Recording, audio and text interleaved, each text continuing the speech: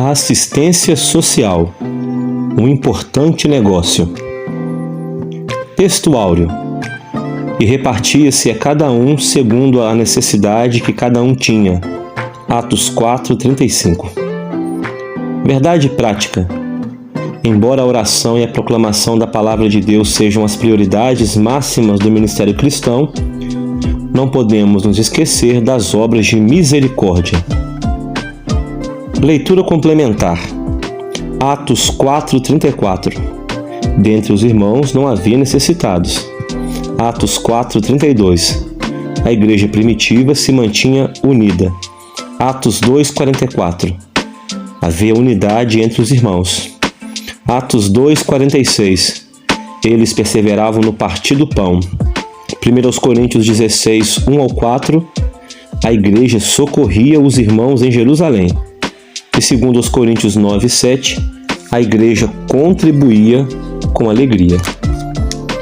Leitura bíblica. Atos capítulo 6, versículo 1-3.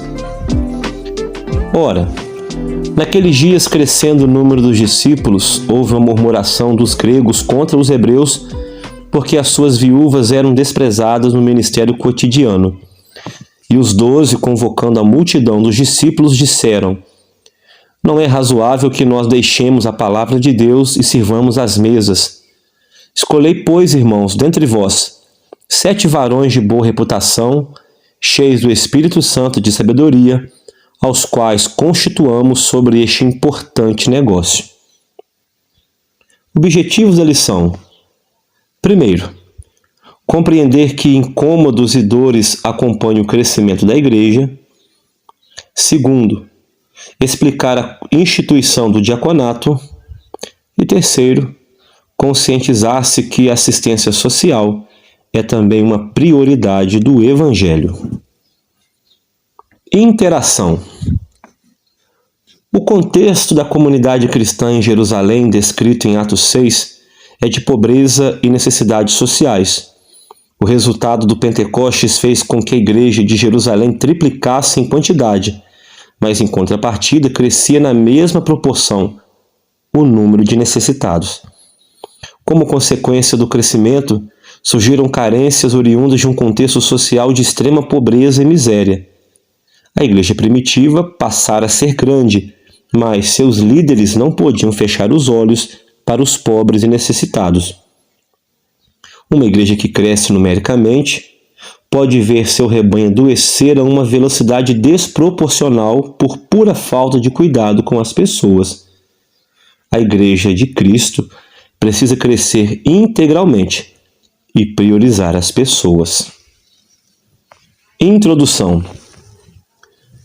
O diaconato foi instituído a partir de uma contingência. Tudo aconteceu quando os irmãos de expressão grega, inconformados por estarem suas viúvas sendo preteridas na distribuição diária, puseram-se a murmurar contra os hebreus.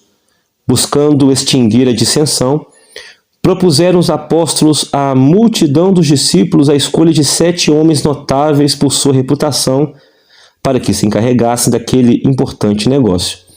Dessa forma, poderiam os pastores da igreja dedicar-se à oração e ministério da palavra de Deus. O que parecia um problema local redundou numa solução universal. Se evangelizar e fazer discípulos são a incumbência primária da igreja cristã, socorrer aos necessitados não lhe é tarefa secundária. Devemos aprender então com os santos apóstolos a cumprir integralmente a missão que nos confiou o Cristo de Deus. E você? Você tem se ocupado com os mais carentes?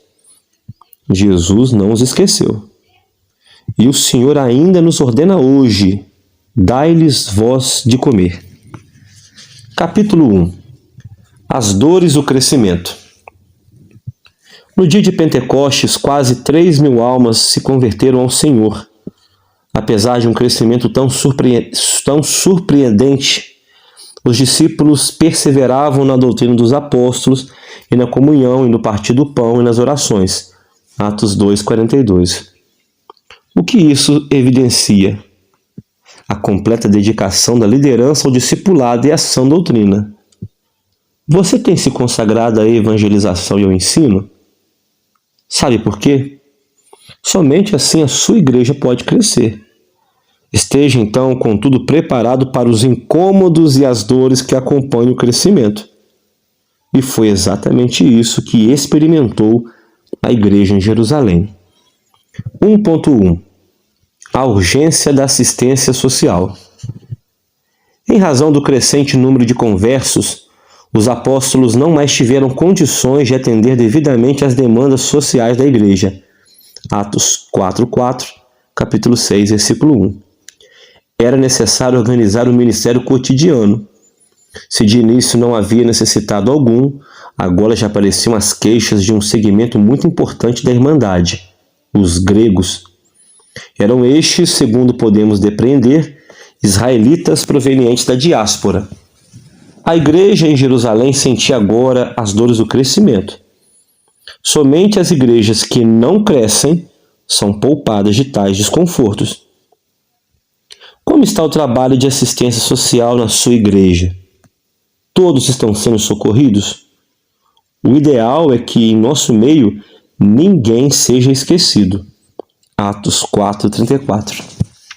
1.2 A murmuração dos gregos.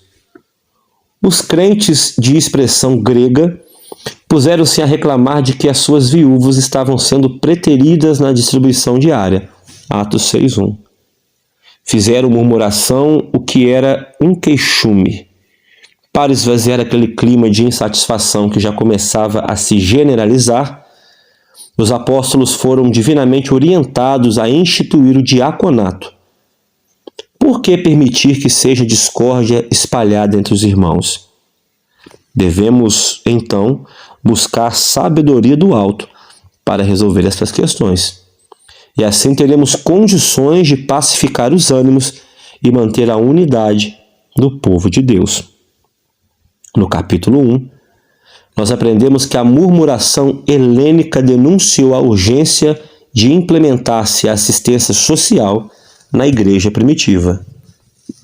Capítulo 2 A instituição do diaconato. Com a murmuração dos gregos a lhe ressoarem aos ouvidos, os apóstolos reuniram a multidão dos discípulos, objetivando solucionar aquele problema. Por que deixá-lo então crescer tanto e assim adoecer a toda a congregação? 2.1 A participação da igreja nas decisões. Os apóstolos, uma vez convocada a igreja, propuseram a escolha de 7 varões para se encarregarem da assistência material e social aos santos. Requeria-se que fossem os candidatos homens de boa reputação, cheios do Espírito Santo e de sabedoria. Atos 6:3. Afinal, eles iriam lidar com o povo de Deus. Em sua primeira epístola a Timóteo, Paulo destaca a importância deste ministério. Está escrito em 1 Timóteo 3,13, abre aspas, porque os que servirem bem como diáconos adquirirão para si uma boa posição e muita confiança na fé que há em Cristo Jesus. Fecha aspas. 2.2 O ministério diaconal.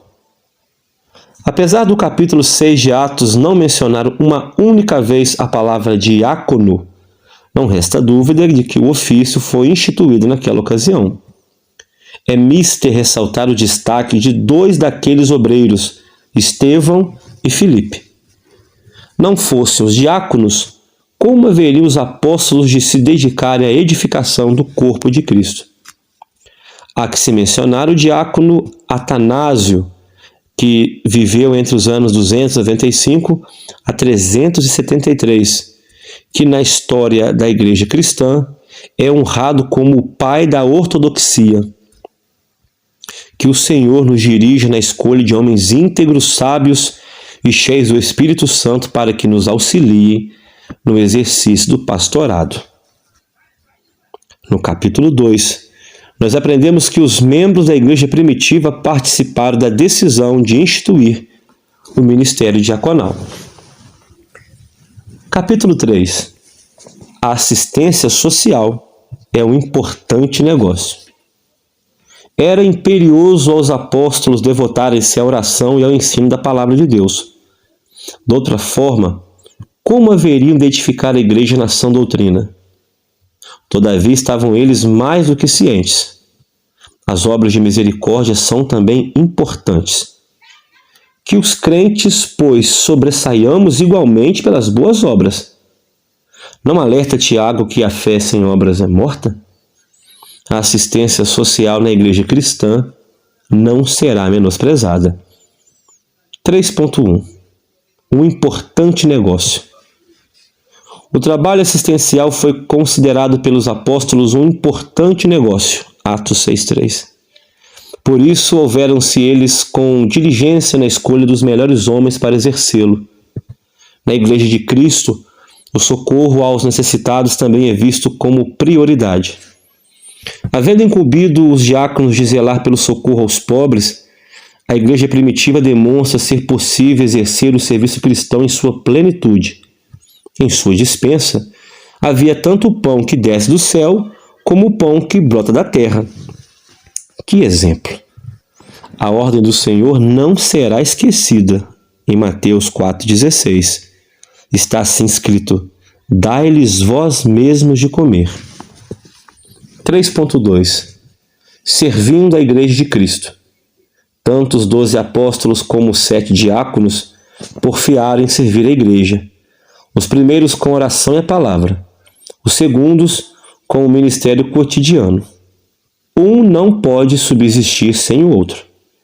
Sanada essa dificuldade, com assistência às viúvas gregas, Lucas nos informa, em Atos 6.7, crescia a palavra de Deus e em Jerusalém se multiplicava o número dos discípulos e também muitíssimos sacerdotes obedeciam à fé. No capítulo 3, nós aprendemos que em Atos 6.3 existe a classificação da assistência social como um importante negócio que existe para servir a Igreja de Cristo. Subsídio teológico. A comunhão quebrada. Os crentes se dedicam a formar uma comunidade de comunhão. Atos 2,42. Que acha expressão em compartilhar as possessões com os necessitados. Como exemplo positivo de comunhão, Lucas chamou a atenção a Barnabé, em Atos 4:36 e 37. Em contraste, Ananias e sua esposa são exemplos negativos, Atos 5:1-11. No capítulo 6, Lucas informa um desarranjo na comunhão causado pela negligência da comunidade para com as suas viúvas negras. Para com as suas viúvas gregas. No meio de tremendo progresso da igreja, este problema coloca a unidade eclesiástica em sério perigo. Nesta época, a comunidade cristã consistia em dois grupos, os judeus gregos, chamados helenistai, ou seja, os crentes de fala grega, e também os judeus hebreus, hebreaioi, ou seja, os crentes de fala aramaica. Os judeus gregos de Atos 6 são crentes que foram fortemente influenciados pela cultura grega.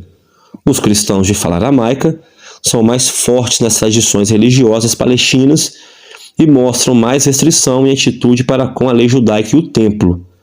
Sendo mais agressivos na abordagem, os judeus helenísticos provocavam raiva.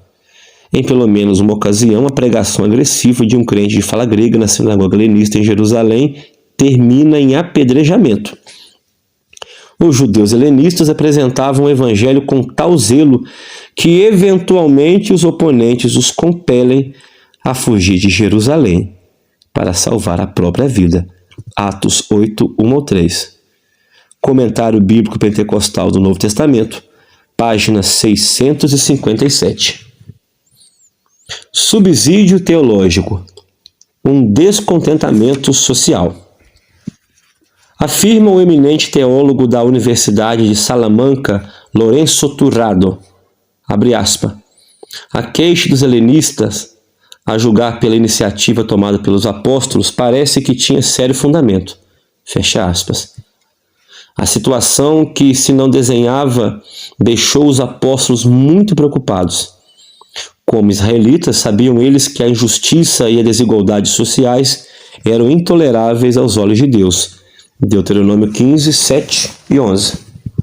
Não foi por causa da opressão que o Senhor desterrara Israel? A palavra de Ezequiel não tolera dúvidas. Ezequiel 2, 29 encontramos: o povo da terra tem usado de opressão e anda roubando e fazendo violência ao pobre e ao necessitado, e tem oprimido injustamente o estrangeiro. Infelizmente, a questão social continua a ser descurada por muitos ministros do Evangelho. Eles acham que a desigualdade social é um problema que cabe apenas ao governo resolver. Mas a Bíblia não ensina assim. Embora a Igreja de Cristo seja um organismo espiritual e desfrute da cidadania celeste, ela é vista como uma comunidade administradora de uma justiça que tem de exceder a do mundo. Mateus 5:20. O comentário agora é de Broadman, abre aspas. Os cristãos têm infligido quase tantas feridas à comunhão quanto os perseguidores externos, abrigando em si preconceitos raciais, religiosos e de classe. Esse preconceito leva à discriminação, e a discriminação destrói a unidade dos crentes. Essas distinções não deviam ter entrado na igreja naquela época e não devem entrar hoje. Fecha aspas. Claudianor de Andrade, na sua obra Manual do Diácono, páginas 17 e 18. Conclusão. Ministro de Cristo, nós temos duas prioridades: a oração e a proclamação da palavra de Deus. Todavia, que jamais venhamos a descurar das obras de misericórdia. O Mestre jamais deixou de saciar os famintos. E por que agora nós faremos isso? É hora então de zelarmos pelo ministério cotidiano para que o nome de Cristo seja exaltado e magnificado para sempre. Amém.